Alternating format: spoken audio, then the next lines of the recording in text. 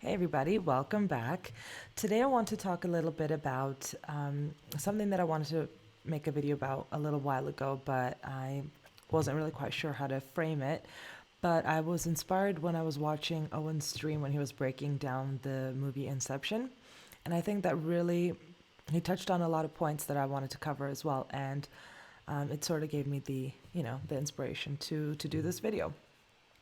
So basically, the theme of this is going to be the nature of truth, the nature of reality, and the way that the mind, as separate from the brain, um, processes all of this truth and reality and external stimuli. So just to start off, there was a book that I read probably a couple of years ago.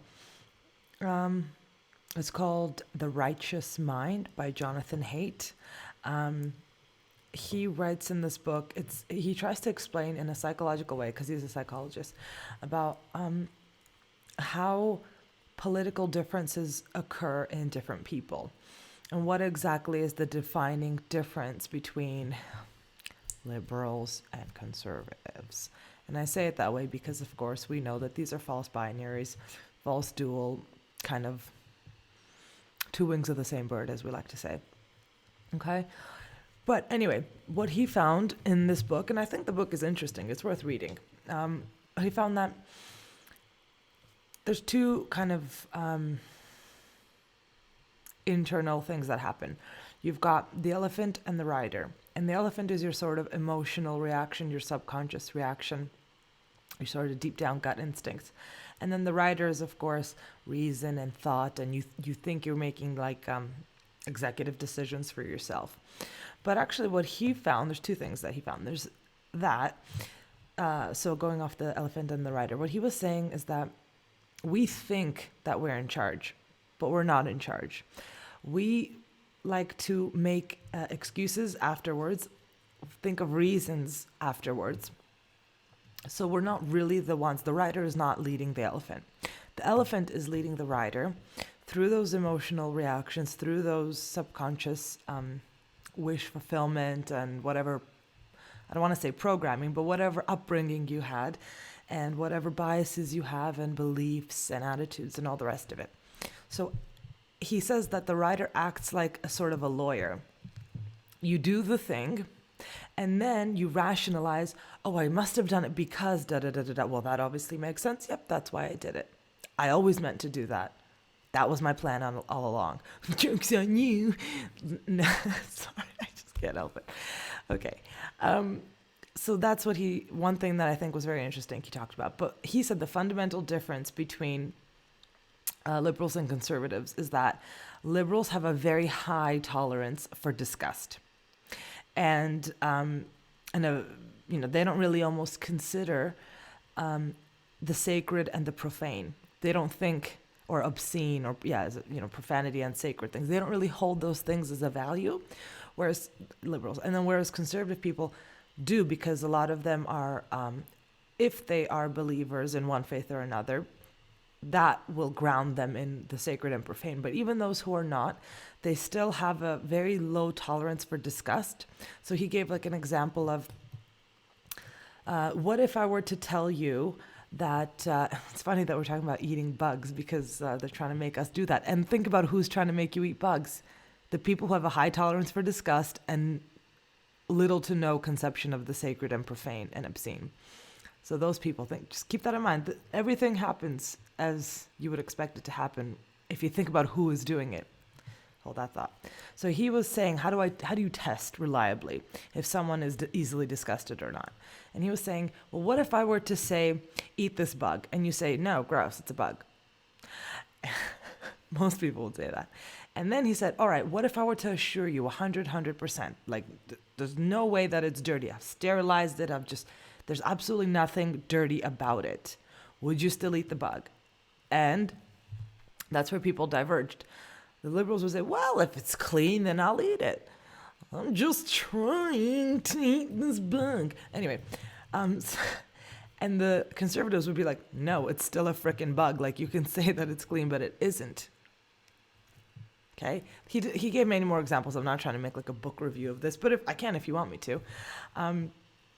So that's one fundamental thing, is that people are predisposed based on their personality, upbringing, just natural inclinations to go one way or the other way. Actually, even the Bible talks about the left-hand path and the right-hand path, and it's very interesting that we talk about left and right. Because the left-hand path is the path that takes the dodgy routes, the, circumventing the straight and narrow path. Whereas the right-hand path is doing things the right way, doing them the proper way. So that's very interesting as well, just a little aside. So when we try to talk about, because of course Jonathan Haidt is a psychologist, and we all know our favorite lobster is a psychologist as well. But if you think about what I was saying earlier regarding the elephant leading you because of your emotions and subconscious and your beliefs and all the rest of it. Okay, what is the aim of psychology and psychiatry and therapy and counseling and all the rest of it? The goal is to change the way you, what is CBT, right? Cognitive behavioral therapy. What do we want to change? We want to change your beliefs, your thoughts, your attitudes, cognitively, and emotions, affect. And we also want that to impact your behavior. So it's this ABC kind of one leads to the other, and then we get the outcome of changing who you are. I did a video earlier about NLP. NLP does something very similar. Remember what, just to sum it up for you, for those who haven't watched it, what are the 3 things that NLP is based off of? Hypnosis, linguistics, and it's who invented it? It was a programmer, right? So they want to do models, predictive models. And another thing was family therapy as well. So it's about relations and all these things. So basically, think about it. And what does that lobster do? How can he ramble on and on and on and make so many people just, oh yeah, that seems smart. Yeah, that sounds reasonable. Yeah, that checks out. He's doing like a mass hypnosis on people by just talking and talking. And linguistically, he's using certain words that in you're projecting onto them. You're assuming that, oh yeah, it makes sense. Before you change the world, try to change yourself. Yeah, that makes sense.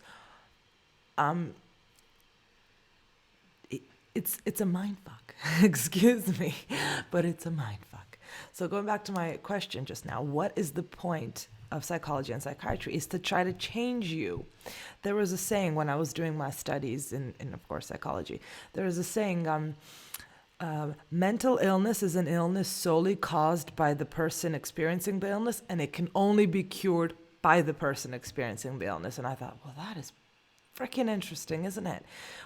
And another saying that they had, this is a kind of illness that you acquired talking yourself into the illness, and it's the same way, to treat it is the same way as to talk yourself out of the illness. And that says it, doesn't it? Those 2 little, I remember reading this in one of the textbooks or one of the articles, something like that. So they actually tell you, and even Freud himself said, one of his own self-criticisms was, well, I want to do this scientifically, and my writings sound like stories, and I'm not a story. I'm a neurologist now. I'm practicing. He wasn't really a psychiatrist, but he was practicing in that regard, but not really. Anyway, that's another story, Freud.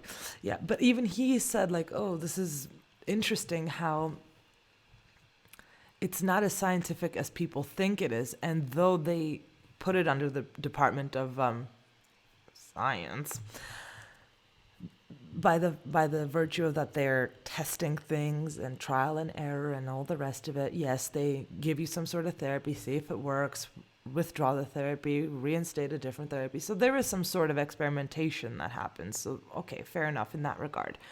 But actually, there's no way to really test something because you're relying on people to be honest with you, which we know people are so great at.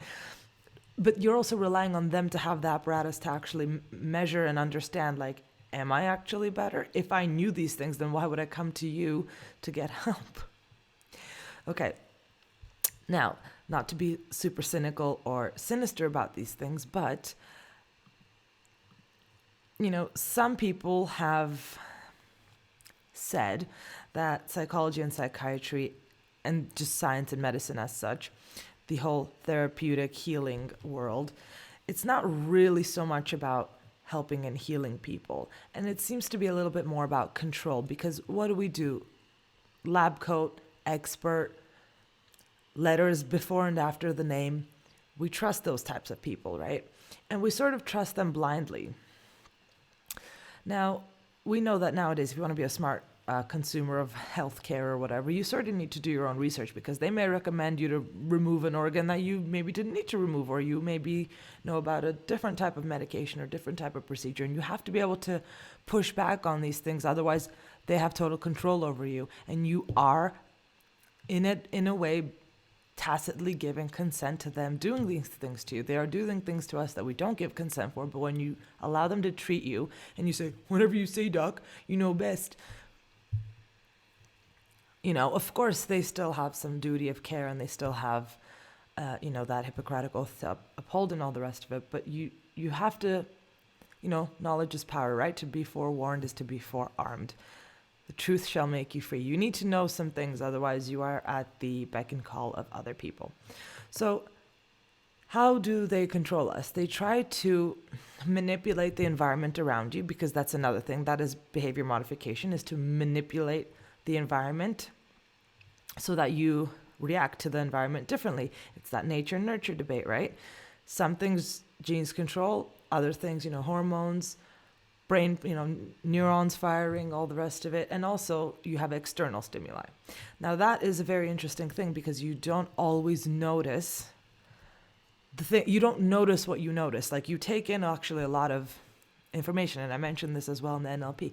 You don't always know. There's millions of things flooding you, and you may think you didn't internalize it, but at some point you're like, I feel I've heard this song before, or I swear I've seen that picture somewhere. You feel it eventually. It does catch up to you when it's time to integrate that information. Your brain is doing a lot.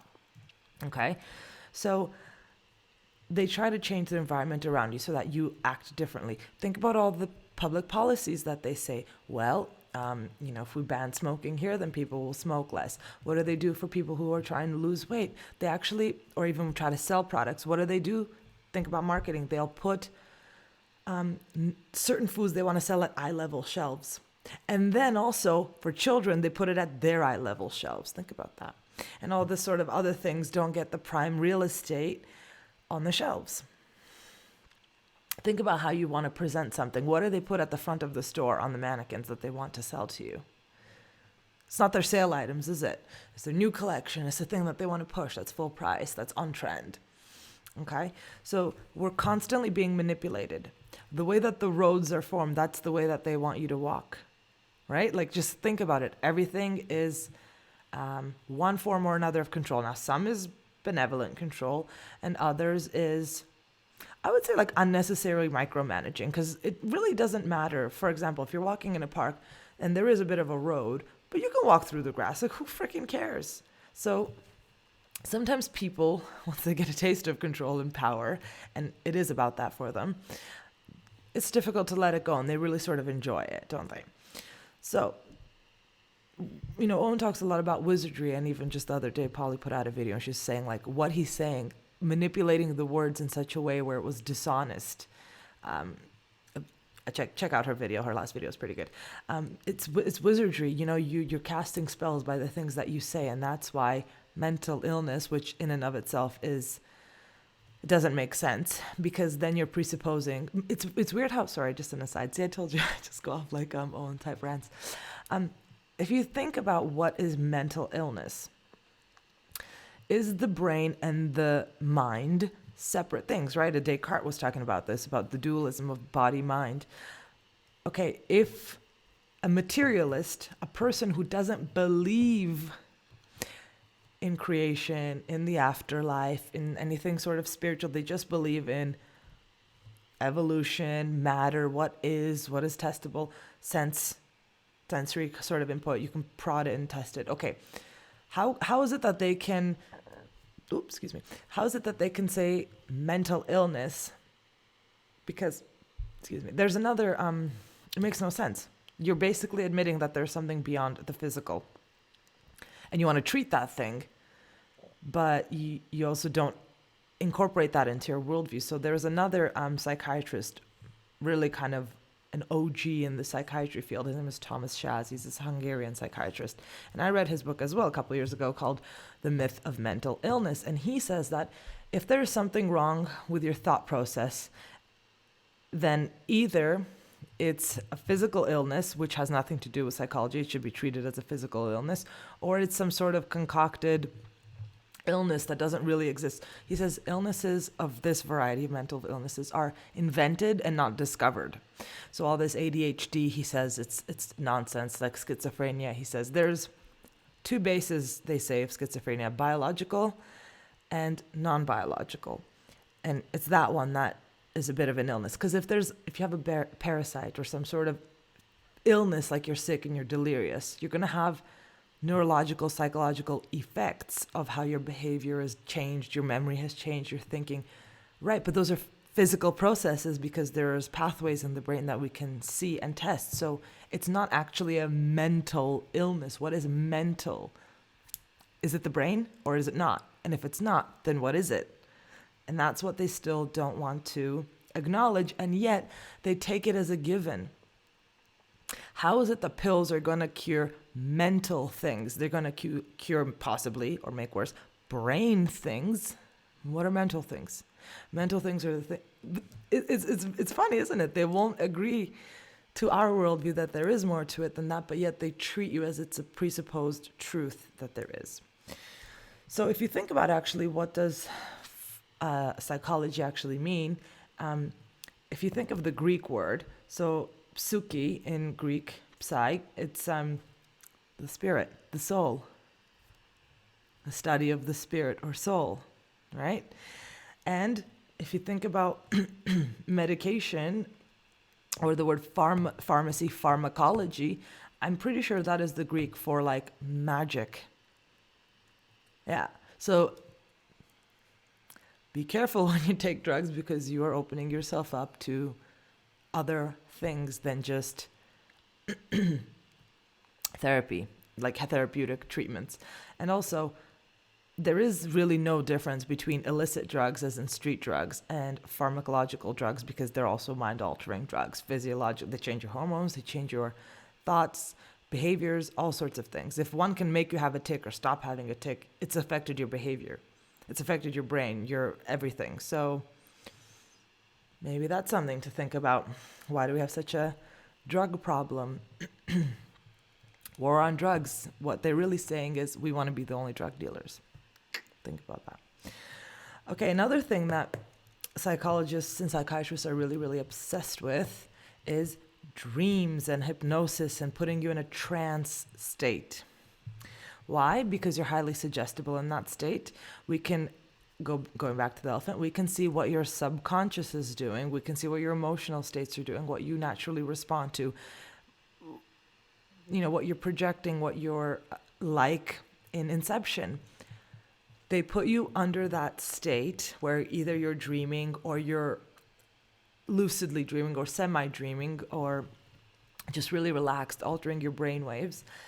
And so much can be both implanted and extracted from you at that very vulnerable state. Think about what happens to people who are sleep deprived. Think about what happens to people who, maybe if you sleep too long, you also feel a bit groggy or whatever, right? But if you don't sleep enough, that's a very vulnerable state. And we know actually, of course, some will say it's a conspiracy, but it's obviously true. They did this in MK Ultra. They were sleep depriving people for days and giving them drugs like LSD and other things, lots of it at various intervals. And guess what? It had a profound impact on them. So don't be naive, don't be silly, and think that it's not a big deal. It is. Okay. And there's other ways of doing this. It's not just through dreams and hypnosis or through talk therapy. You could, like, that's again going back to the wizardry, you could really become like an earwig into somebody's brain. Also, people use sound and light therapy when people have seasonal affective disorder, like it's kind of like a seasonal depression, they call it. They'll use light therapy, certain light spectrum that mimics more sunlight, and that helps people. It actually does help people. Same with sound therapy. I knew someone who did that, and also like what they'll do is they'll put you in a bathtub of water and they'll put like a sound frequency. And actually, probably maybe some of you musicians will know more about this than I do. It's the 432 megahertz of that vibrational wave. Musical instruments used to be tuned to that because it was a nice, soothing, pleasing kind of sound. It was the good vibrations. But then they changed it to something. I think it's 430 or something. Like it was 432, and now it's I think 440 or something. I'm not sure. Correct me, please. But anyway, they can do that to you, and it actually different vibrations make your cells do different things. Some promote healing, some don't. And that's why, again, take of it from it what you will. People are worried about those non-ionizing microwaves or radio waves because different hertz will do different things. And again, I'm not a professional at this, but one can understand the logic of one thing has one effect, another has a different effect. Why I don't have a dog in the fight. I just want to do what's best for me and for other people, and it's just as simple as that. So there's no reason to demonize people who are concerned, and rightly so.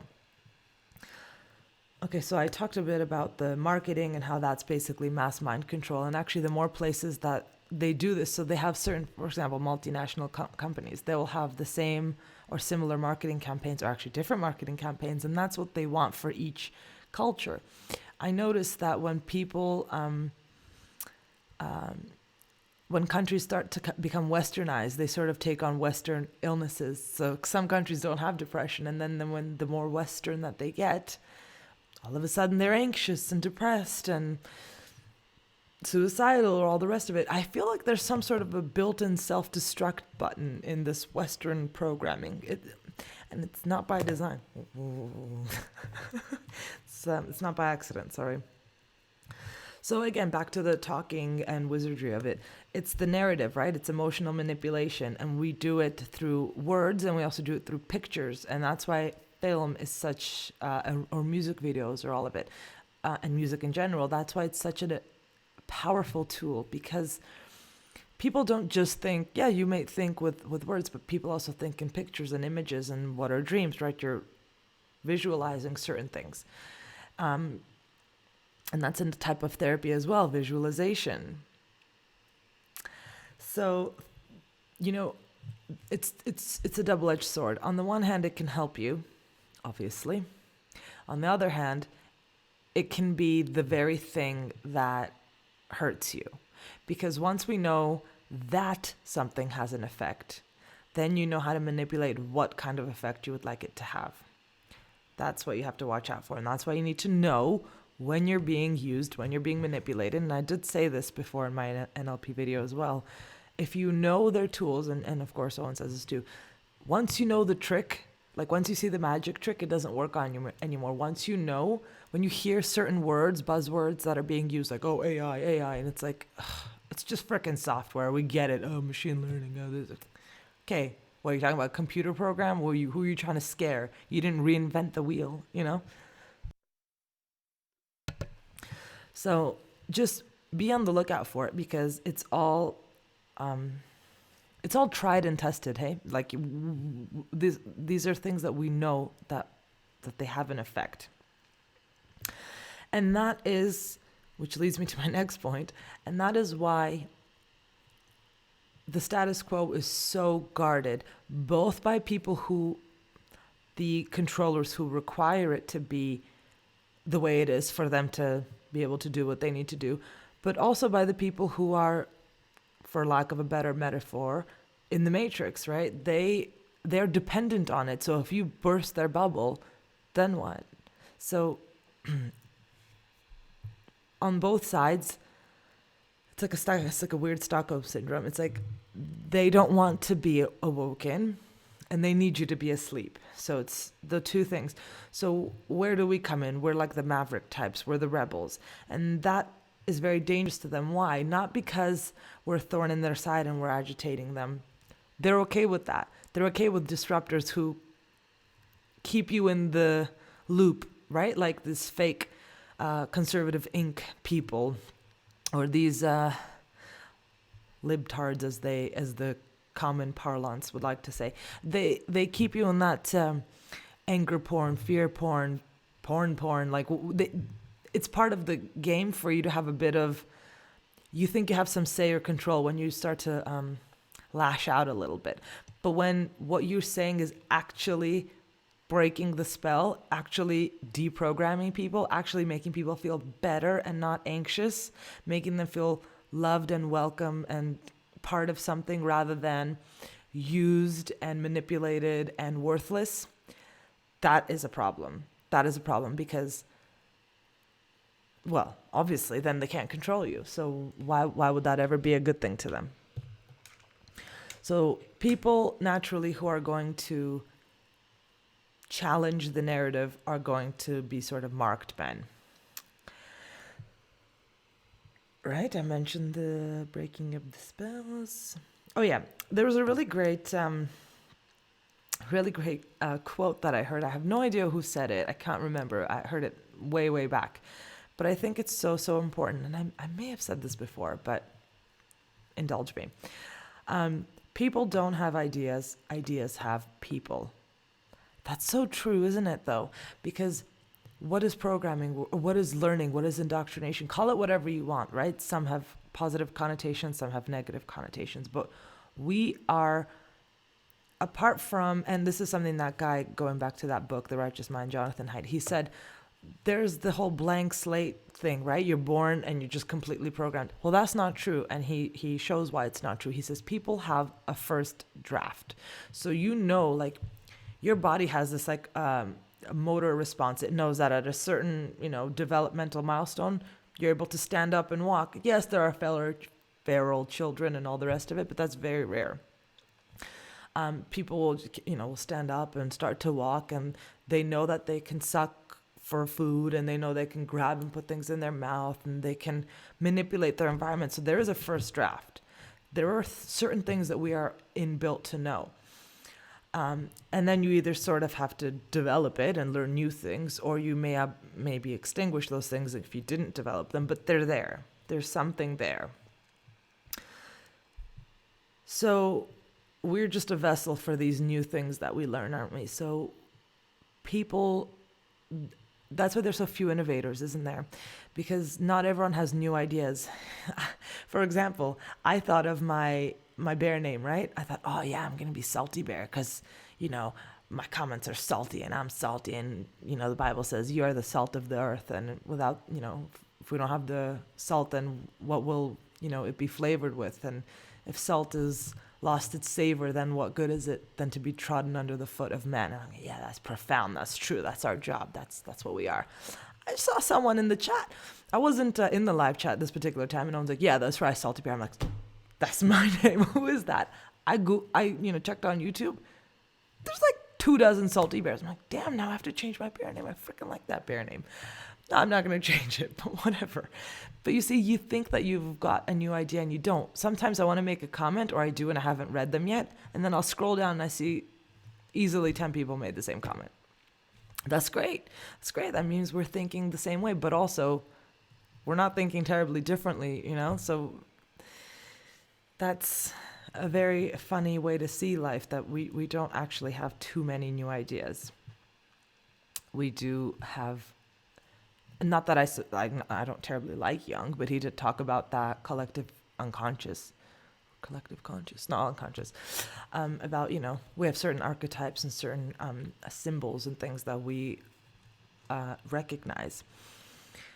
And then let me just say one thing about linguistics. and then I got two more things to say, and then I'll wrap it up. So one thing about linguistics, if you've ever studied linguistics, then you'll know what I'm talking about. Words, of course, they break down into in English. Let me just speak about English because we're English speakers. Words break down into sounds. So of course we have letters and we have words, but between letters and words we've got syllables, but we've got phonemes and morphemes. Yeah, and those little sounds sort of have meaning, and we also have like little kind of expression sounds like oh and but anyways, there's quite a lot of them. I think there's like 30 something or whatever. It's really irrelevant, doesn't matter. But sounds to us, pre-speaking sort of people, but in general, like children make sounds. So before you can speak, so forget about this whole evolution, learn to talk or immediately spoke. It really doesn't matter, because for this purpose of this example, a child will have to learn how to speak. So maybe you were created speaking, but the child wasn't. So you still have to teach them how to speak. So it applies.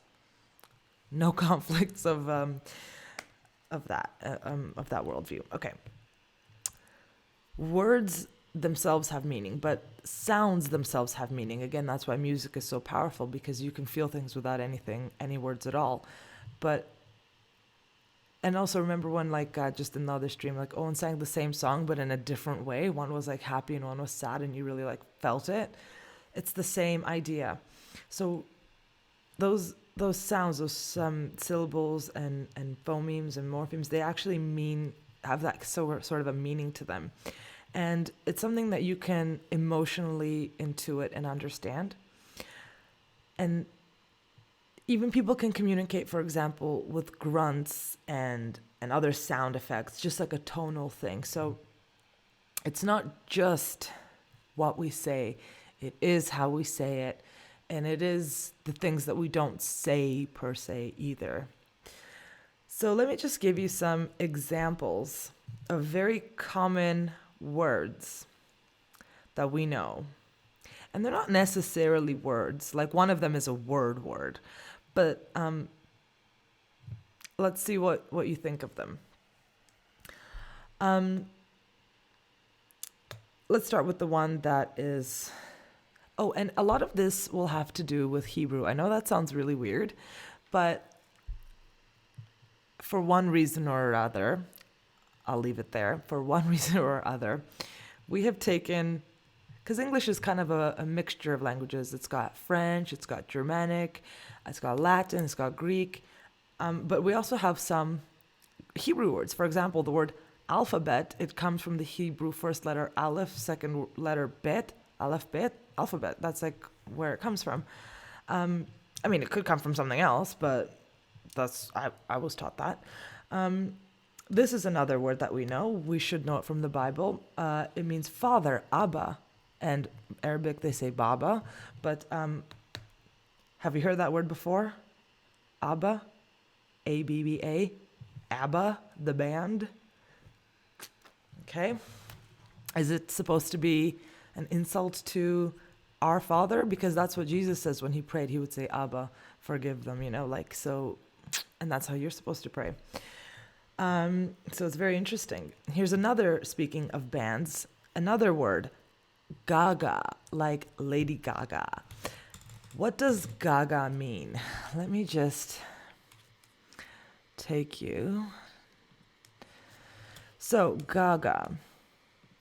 What does Gaga mean in Latin? Okay, it actually means witch or sorceress.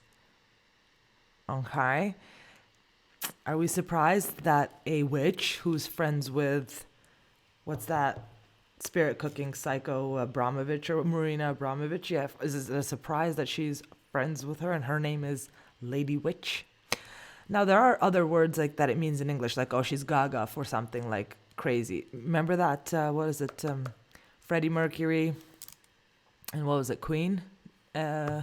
Radio Gaga, Radio Goo Goo, that thing. Okay, it also apparently means senile.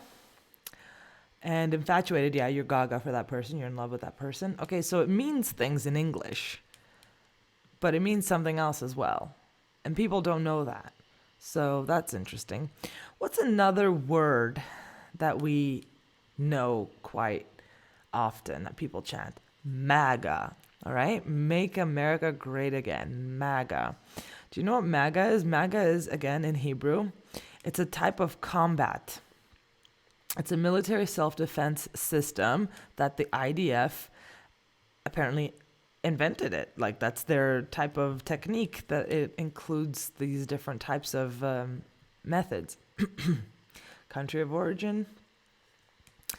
There you have it. So that's their thing. It's MAGA. And what does it mean? It means contact combat. So when Trump is doing MAGA, when he's trying to MAGA the country, what is he doing?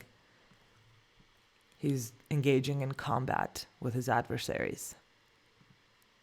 Yeah? Attacking preemptively or counterattacking as soon as possible. Continuing to strike the opponent until they are completely incapacitated. Developing physical aggression, not to be confused with emotional aggression or anger. Simultaneous attack and defense. Using any objects at hand. Targeting attacks to vulnerable points. This sounds like his campaign strategy, doesn't it? Using simple and easily repeatable strikes. Maintaining awareness of surroundings and dealing with the threat in order to look for escape routes, further attacks. Okay. Recognizing the importance of and expanding on instinctive response under stress. Remember, actually, that was something that the NLP focuses on. How to manage stress and quickly think and be effective under stress. Development of situational awareness and understanding of one's surroundings, and to understand the psychology of a street confrontation, identifying potential threats before they occur. This sounds like a campaign strategy. This sounds like anything, right? MAGA. And I've got that. And I found some blog, I don't know, this Hebrew lady, she was looking at, in the Talmud of all places, of course, what does Gaga mean? And yeah, a bit useless.